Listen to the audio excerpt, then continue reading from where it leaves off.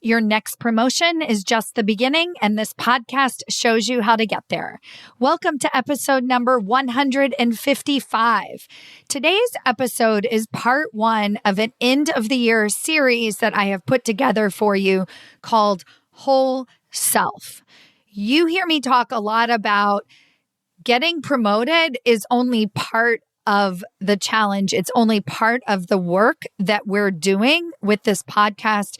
And it doesn't actually change leadership if we're not able to get promoted and bring our whole self to the leadership table. And so I thought nothing better than for the end of the year, as we're thinking about all of the different aspects of our lives, including career, that we want to elevate in 2023. So I am kicking off this Whole Self series with a very dear friend and colleague of mine named Rebecca Olson.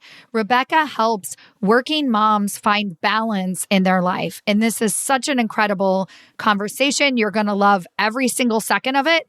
And then look out for the next couple of weeks, because I'm actually going to be dropping 2 episodes a week until the end of the year. And we're going to be talking about all things whole self. Some of the topics are going to be motivation and well-being, visual branding, managing your finances, marriage and relationships. And today's episode, which is kicking the whole thing off, about how to find balance as a working mom. Let's get started. Welcome to Women Changing Leadership. I am your host, Stacy Mayer, and I teach you how to get promoted, get paid, and bring your whole self to the leadership table. I am on a mission to change organizations from the C-suite out, because women are the new face of leadership, and we are doing it on our terms.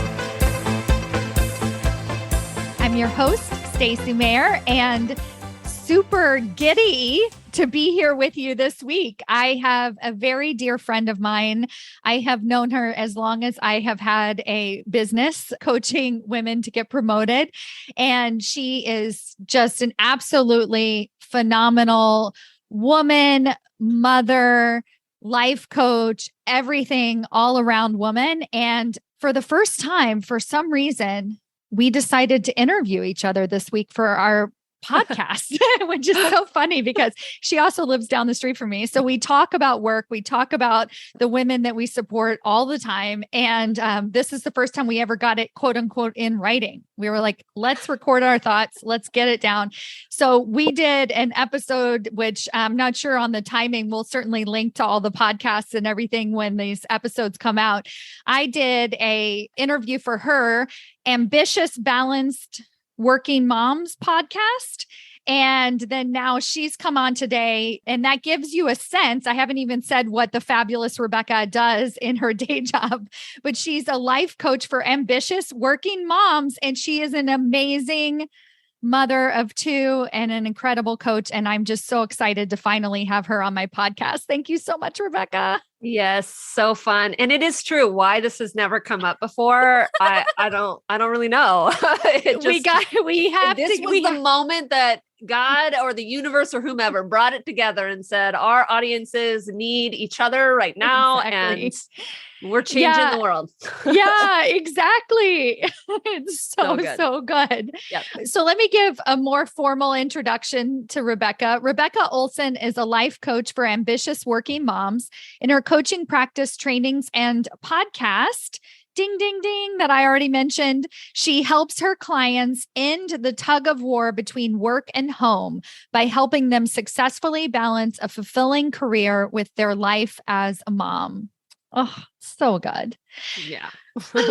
So one of the things I love about Rebecca is her vulnerability, and how in so much of her work, it's also reflected on her life journey and what she's been through as an ambitious working mom, trying to find balance in her own life. So Rebecca, let's just go straight to it. What do you feel like have been some of your personal secrets to success in your life to find balance?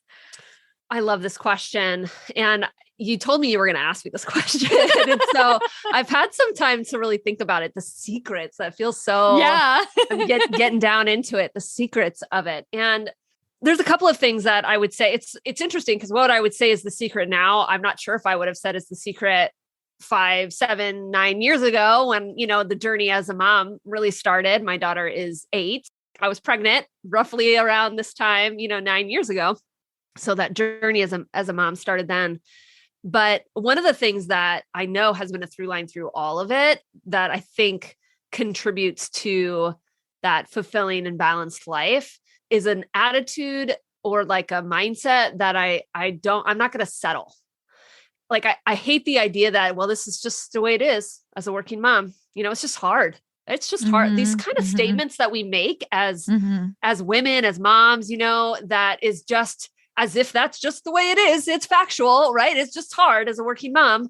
There's just always going to be a tug of war between work and home.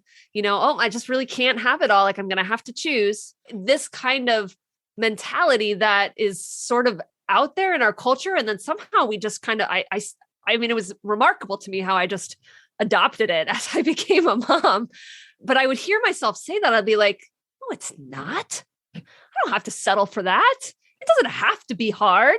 I don't have to like sacrifice myself or whatever it was just this not settling attitude. And I say that is because I believe every balance problem, really every problem is solvable, right? There is a solution to it. And so the solution isn't always cookie cutter. It doesn't look exactly the same, but when something doesn't feel right, or you want something different, then there's a way to go about figuring it out. Right. And when we have that mentality, like everything is solvable, I'm in this really challenging job. It's super demanding. It takes all of my time, and the whole culture is about overworking, and they all spend their time overworking. Like it's a startup culture. It's like a law culture, right? These like very traditional overworking, and you're there and you're like, I don't want to do this anymore. This isn't the life, but I don't want to give up my career. What am I going to do? Like that's solvable. There's a solution to that. It might be difficult, but there's a solution. And so anyway, so this idea of not settling is one, it's just this very deep inside of me mindset that there's a solution to everything and I can figure it out. Another one is seeing myself as the top priority. As moms, we often put our kids as the top priority, and then probably work, or sometimes those things are flipped, right? If there's a balance problem, those things are flipped, but it's generally speaking, like we want our family to be first, and then we want our work, and then maybe we want our marriage. And then maybe if we could squeeze something in there, like it might be me. Right. Right. And generally speaking, it's some order of that. And I believe that we should always be at the top of the priority list, because when we're at the top of the priority list, all of those other things are going to benefit from it. And when it comes, we can understand that usually when it comes to work, but we have a hard time understanding that when it comes to our kids, right? Well, our kids, we feel like our kids should get everything from us on some level, and that they should have all of our time and all of our energy and all of our resources. And we want everything for them. And that is true, but we have to take a moment and stop and realize, what does it actually mean to give them everything? Because a big portion of giving them everything is you showing up as the best version of you. If you spent oodles of amounts of time with them and a good portion of it isn't quality time, then why does it matter in the first place?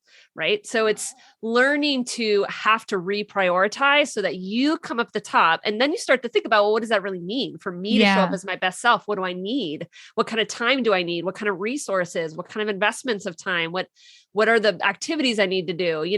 And that way you can start showing up as a better version of you. And then obviously everybody else's benefits. I think a great example of this, when it comes to my kids, at least, this doesn't happen as much anymore, but it happened when they were a little bit littler. They would ask me incessantly to play with them. Right.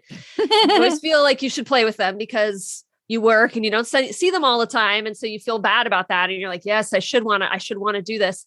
And I would just do like a gut check. Do I want to play or do I not want right now? Like, am I doing this out of obligation, or am I doing this out of desire? And if it wasn't out of desire, I just wouldn't do it. And that would usually I would have to stop and I have to think about it. Why don't I desire that right now? What's going on? Nope. What I really just need is like 20 minutes to myself. And I just need to sit, I need to read a magazine and they need to be occupied doing something else. And those moments I found to be super, I mean, my kids hated it, but but I knew that it was for me, right? That was me putting myself up at the top. So anyway, oh my gosh. I love that so much. You know, as you were talking, you said something and I was like, really? You said at work, we're able to kind of separate, but then at home, we kind of just focus all of our attention on our children. I'm like, oh, and at work, we focus all of our attention at work. So what I'm hearing is something about identity where we're redefining our identity as self, right? So people get so caught up in their identity at work. Who am I? This is the career that I built. You know, children come into the picture and then that whole identity gets flipped on its head and we're very confused. And then how do I identify as a mom? We spend a ton of energy and time on that. But how do I identify as a self, as a person? Right? Maybe in our 20s, we did a lot of that, but like now as a working mom, no, that always gets put to the back burner. So I really appreciate that. Yeah. I'm so glad you said this because I've been actually just did a podcast on this too, but I've been thinking a lot about this concept of I call it the motherhood identity crisis or the identity crisis in motherhood. Yeah. I don't know I don't know a working mom that has not experienced that on some level. And what I mean by it is that it's like it's this internal confusion that happens within us where we're kind of like, who am I and what do I really want now, in life? And it's this kind of motherhood is a great reset moment that a lot of us don't take the time to take and allow for a reset on some level. We might reset back into the same life that we have, which is great. And we might reset into something different, which is great. It's all good, right? But it's done from a very conscious place. And it's true that we have these identities as roles. I'm a mom. I do this for my job. So I'm identified. I'm a wife or a partner of some kind. I'm a mom. I'm a friend. And we think of ourselves in these kind of bucket ways, but none of that actually defines us, right? We're defined at a much deeper level than that. And I think there's a lot of importance in taking time, particularly after motherhood, to define us at a deeper level, to see ourselves apart from just being a mom and to see ourselves apart from the work that we do or being an executive or whatever that is, so that we realize that we don't have to always do in order to be, right? It's like our doing, our being are two very separate things. And when we talk about balance, that's really, really important because usually for almost everybody, what we're talking about is doing less and being more, right? It's deprioritizing the doings and the doing more and the achieving so that we can be, which usually involves resting and being present and being spontaneous or adventurous at times, or like letting in more fun. And we can't do that unless our brain stops prioritizing our tasks and our achievements and our to-do lists and everything associated with those things, whether that's at work or home, right? Like the paid work or the unpaid work, it's all in there.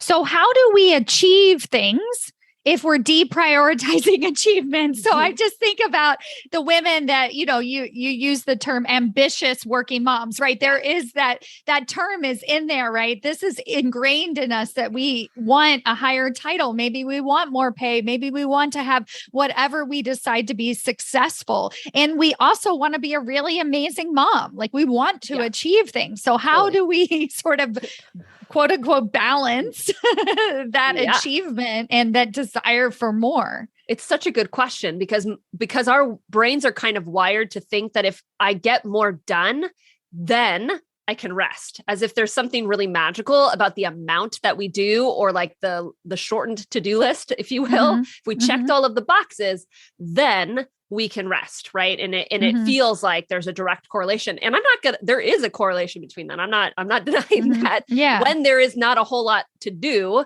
then we give ourselves permission to rest. The problem is when we're ambitious and when we are executives and wanting to continue forward in our career and move up, that there's going to be more responsibility and more on our to-do list all of the time, right? That's never going to lessen. Generally speaking, it's only going to increase. And so we can't really be dependent on having a low to-do list or a shortened to-do list or like getting everything done in order to experience balance, right? In order to experience rest and presence in the way that we want to. And so ultimately, what happens is when you start deprioritizing the doings and increasing the rest and the presence and the being, there's something that happens in the middle. There's like a transition, right? Because your brain starts to freak out. It's like, I'm not doing everything I'm supposed to be doing. And then you start feeling like you're behind, and then you start feeling like you're overwhelmed, and then you start feeling inadequate and all of these things that come with it. But we can't really problem solve for how to achieve more in less time until you, in fact, give yourself less time to do something. Right. We can think about it like on a mental state. We can my God. I just thought of it. Yeah. I thought of 2020. Like I instantly gave myself less time to work, right? Yes. Because I was like, my kids are home. I have less time. And I got really good at prioritizing very fast. I remember those conversations, Stacy. I remember I would check in with you and you'd be like, yeah, I'm working just like 20 hours, like half the time. And and I'm like, what are you talking about? I see you are putting out more content. You are like, you've got clients coming in everywhere. Like how this is not less time, but you're right. When we all know how to do this, right? Like if you have a deadline at 5 o'clock today and you have to do something that usually would take you like 2 hours to do it, and you got to get this thing done at 5 o'clock, you can't give yourself more time. You can't delay it any longer, right? So what are you going to do? You're going to turn off your phone. You're going to turn off your email. You're going to go on Do Not Disturb. You're going to close your door. You're going to tell people you're not available. You're not going to take any sidebars. If you feel stuck in your head, you're just like, well, I don't have time to figure this out. I just got to make a decision. I got to move forward. So you can't really perfect anything, right? You just have to keep going. And everybody knows how to get it done when we give ourselves a smaller window of time to do it. Now what we're doing is just doing it on demand. And we're creating a situation where we have to figure out how to achieve and be successful at a higher level in less amount of time. And I find that the easiest way to do that is to just simply give yourself less time to do things. Yeah, no, totally. And the way we get there is if we like the easiest way to help ourselves get to that place is if we ease all of the discomfort that's going to come along with doing that, because your brain will start freaking out and start telling you that you're doing it wrong and that you're letting everybody down and people are going to be disappointed in you. And all of that's going to feel really uncomfortable and real. And so, which is why this is like coming full circle to like, you are not your job and you are not just a mom. You are a human being. Your value is not found in there. Like your brain has to see that this isn't the end all be all. And when it does that, it's going to ease up a little bit and give you some of the like flexibility and the ability, a problem solving muscle to like actually figure it out.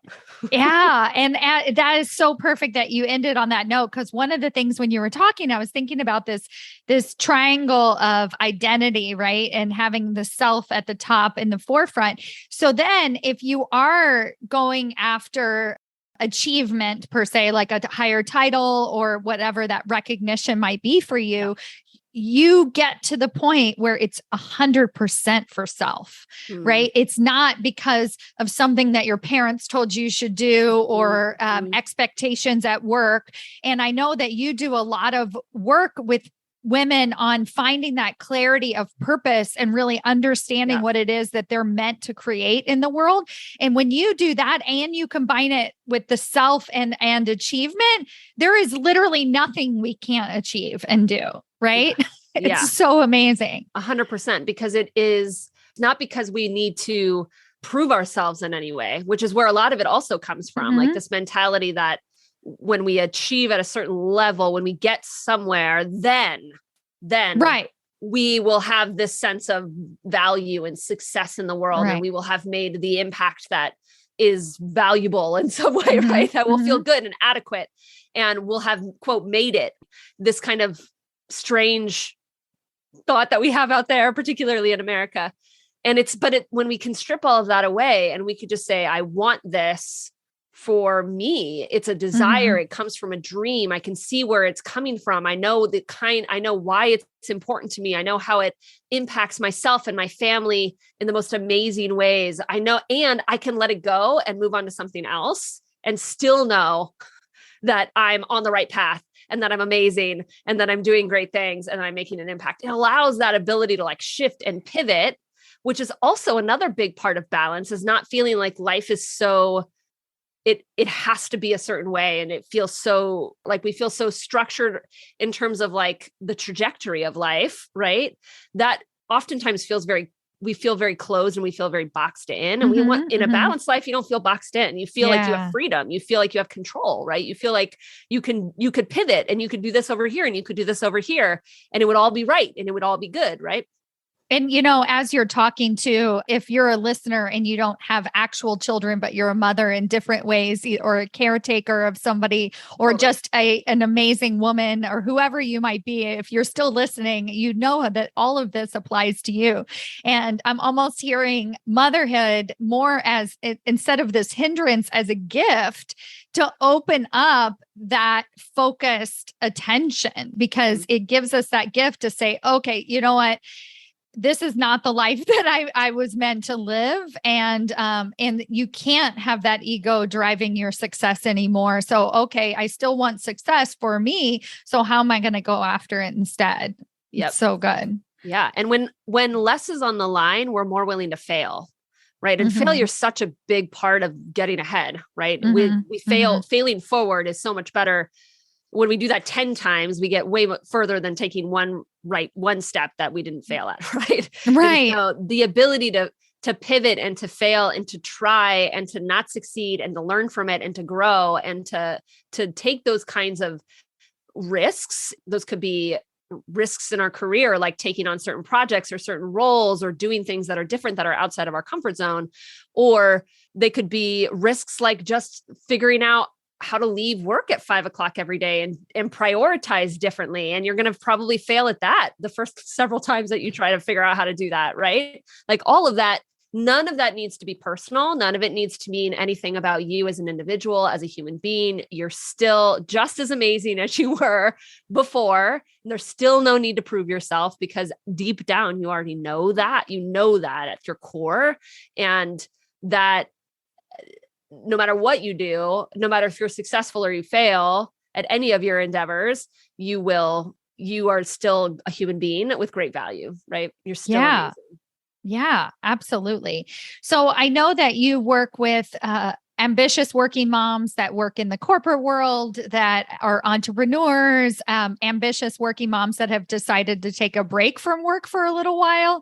Like, you work with women all across the board, but specifically in the corporate world, do you find that there is a mom tax, for lack of a better word? I mean, I see it all the time. So I just, not to set you up, but I'd love to have a little frank conversation about that. Yeah.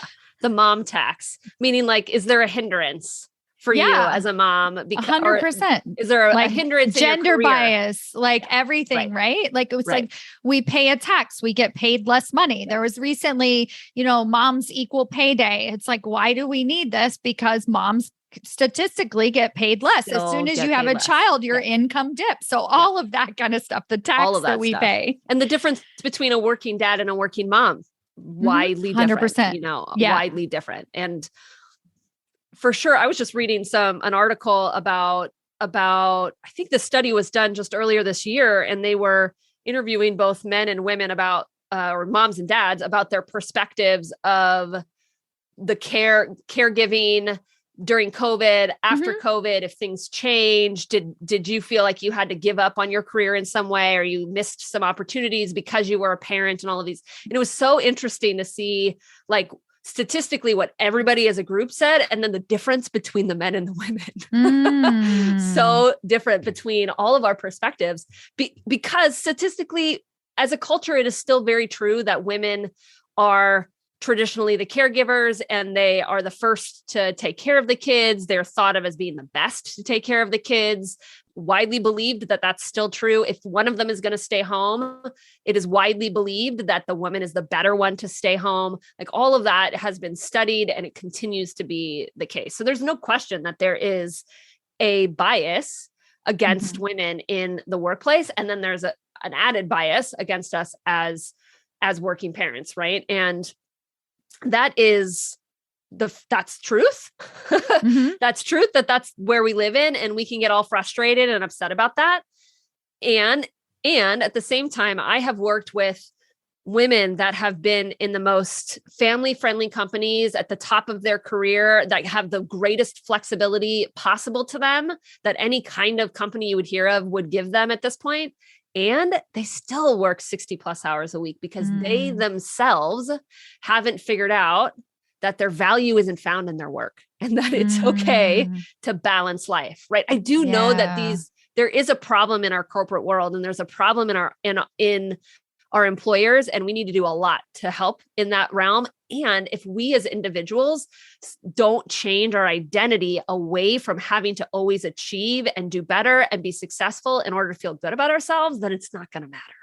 Yeah, absolutely. No, I love that you pointed that out, because so much of it, is internalized in our own personal belief system. And as you said, you use the word truth. And I know that you work in your work a lot on your beliefs, and what you think about the situation actually creates how you feel, if you have that balance or not.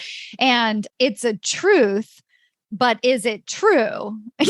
And that's what I heard when you said that. And it's like, well, yeah, there can be situations where we have the odds stacked against us. Like you said at the very beginning of this episode, like our company culture is a certain way, and the expectations are to work 60-hour weeks or whatever might be happening for us. Yeah. And all the way on the other end of the spectrum, it might be a culture where they say, no, take time off. Like, really? No, we're leading by example. Please take care of yourself. That's all we care about.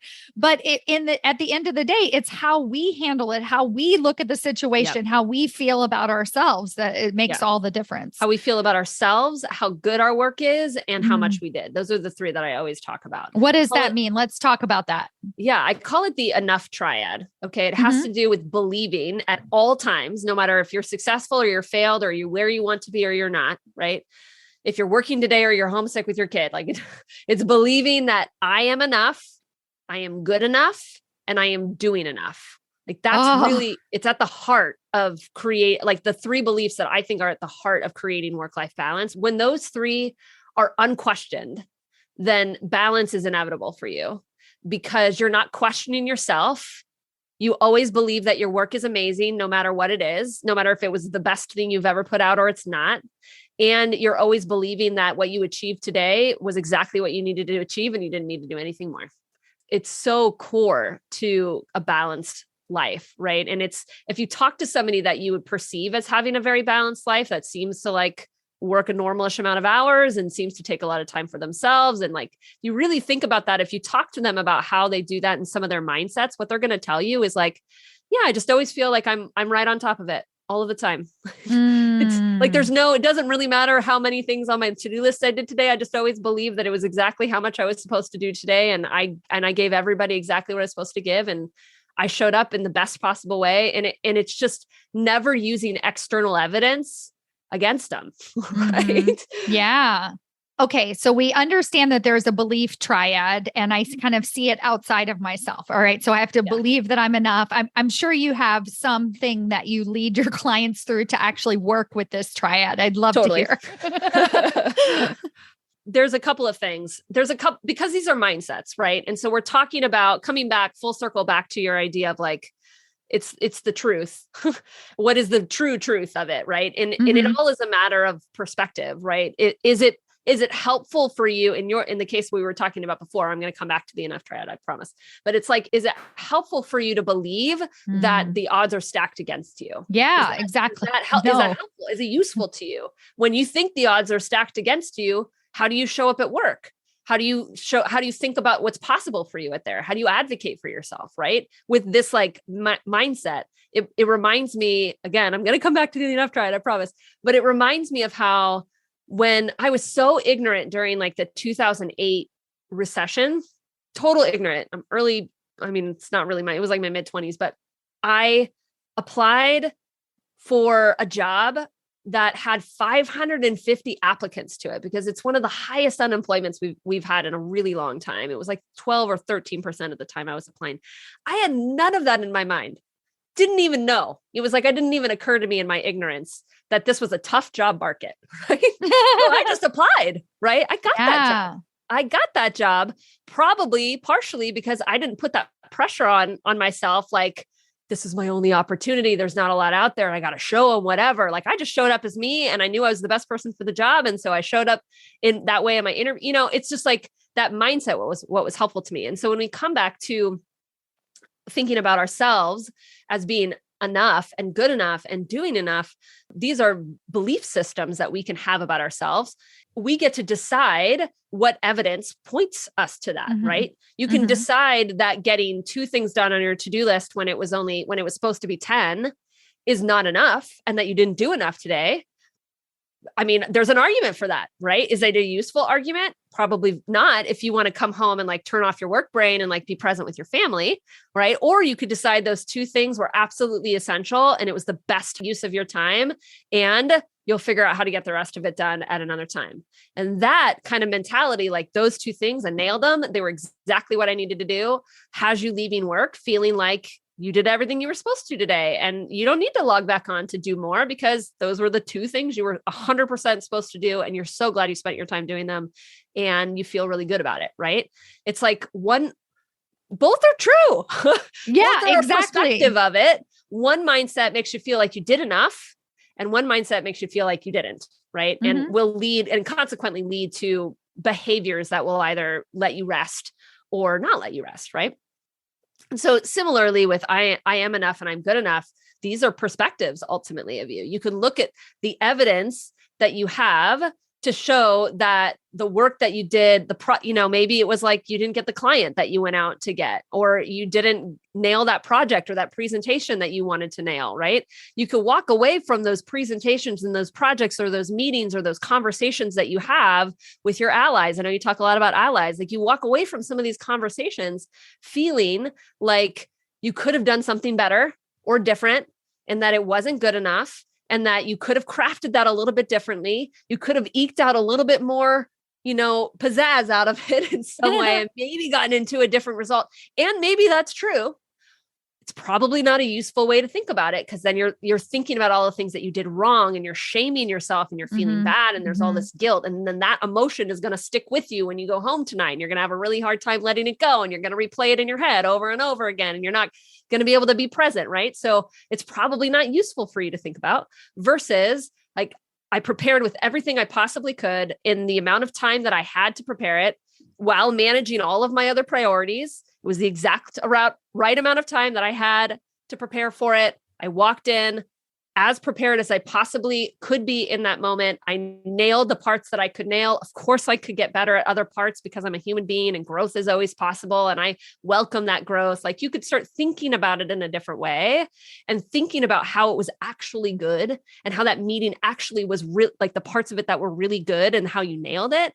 And you could walk away feeling like, yeah, of course maybe things could have gone better, but that's life. Like there isn't a perfect life. Right. And so you could have that perspective if you want, and that is going to be more useful. It's going to help you be in the right headspace and the right energy in order to have the life outside of work ultimately that you want to have.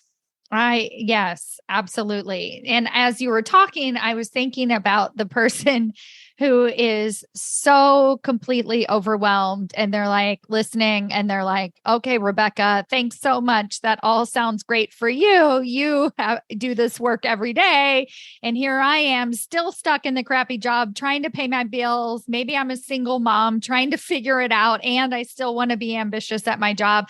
So what I really love about your work is you give such like simple, actionable steps that I can take like yesterday and just put it into practice to kind of get me out of that funk. Right. So as I'm building towards this like ability to work with my thoughts and my beliefs, what's like something simple that I could do right away that will help pull me out of that funk? Thank you for coming back to that because you did ask me how, and I didn't give you a lot of how. I gave you a lot. You did. You did. I did. Yeah. I talked about it. I explained it a little bit more. But I do want to come back to the house, some of the very actionable things with each of these, which, we're talking about mindsets, right? And so in having to work through your thought, your mindset is a thought, it's a perspective, right? It's the words that go through your head is the simplest way I like to say it.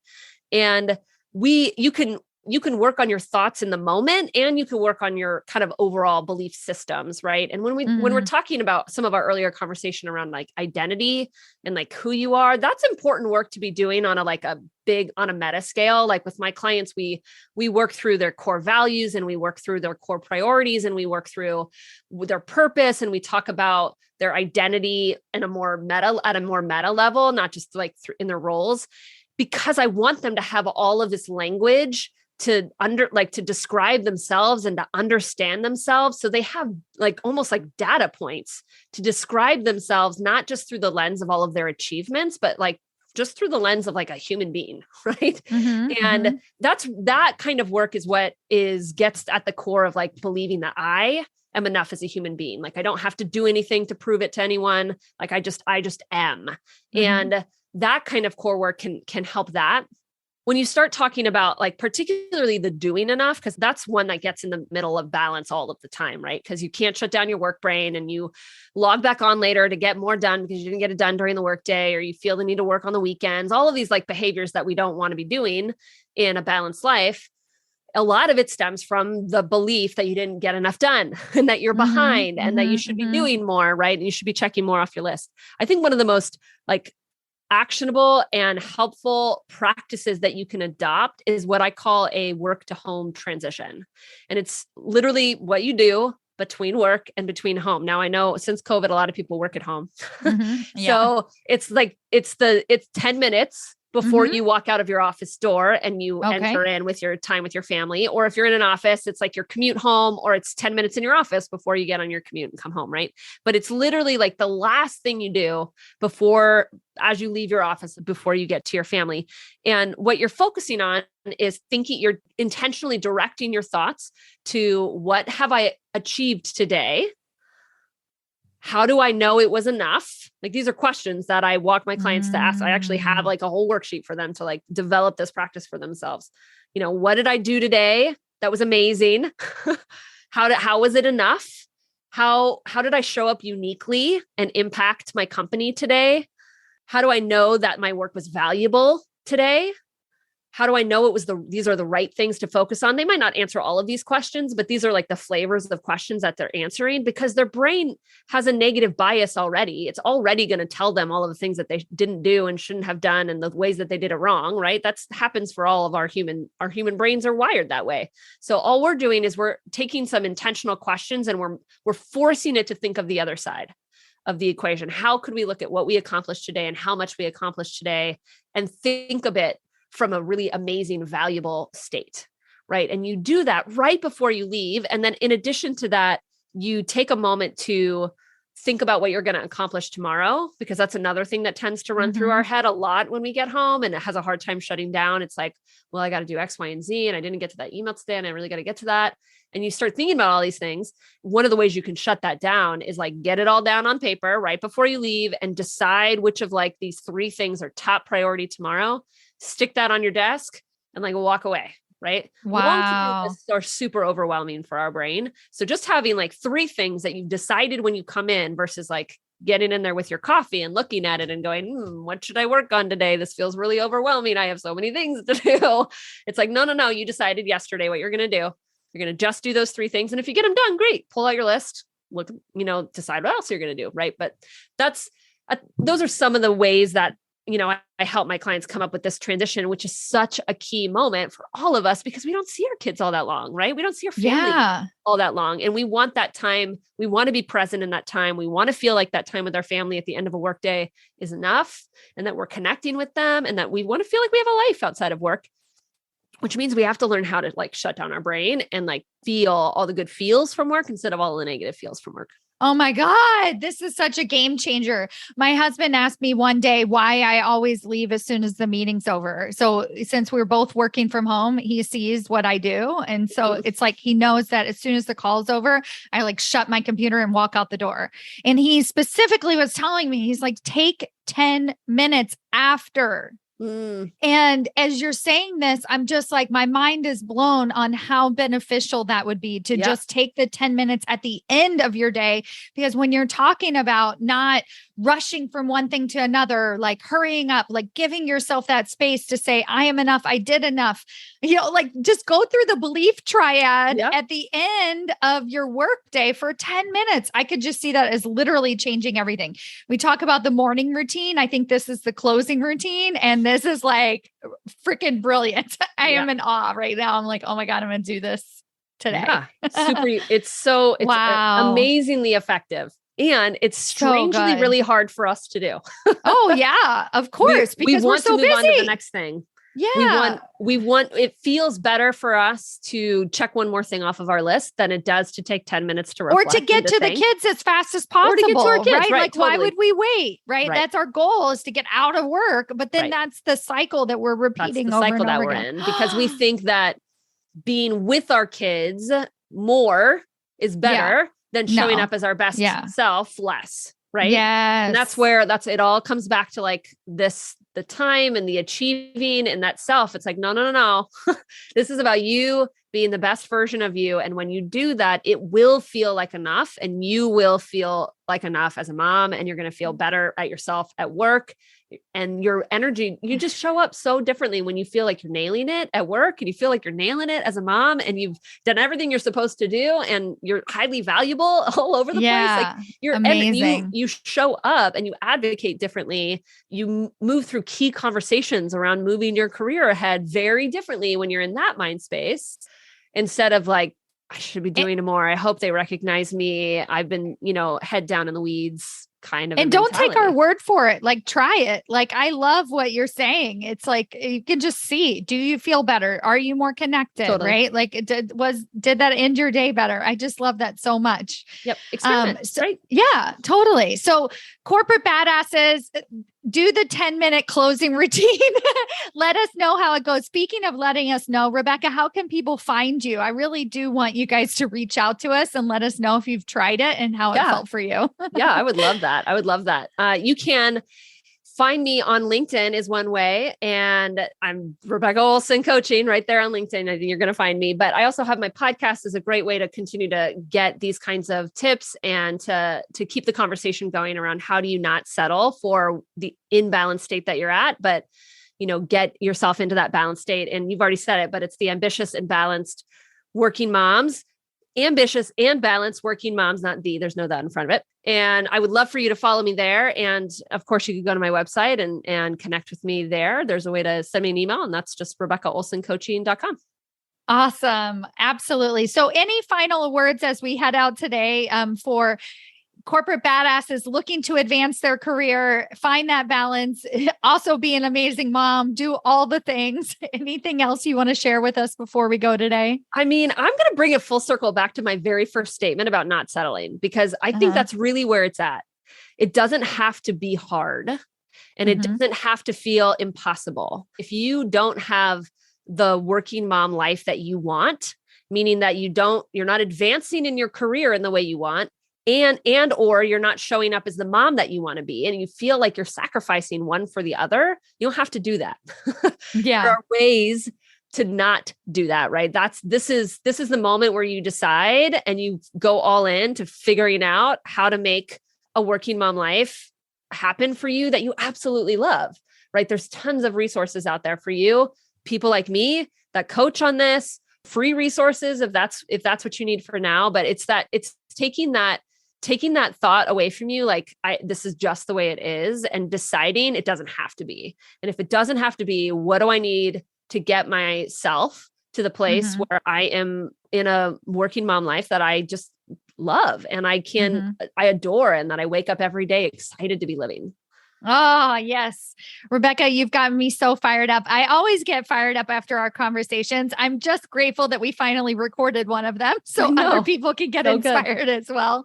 Thank you so, so much for being here. I really appreciate it. Yep, absolutely. Thanks for having me, Stacy.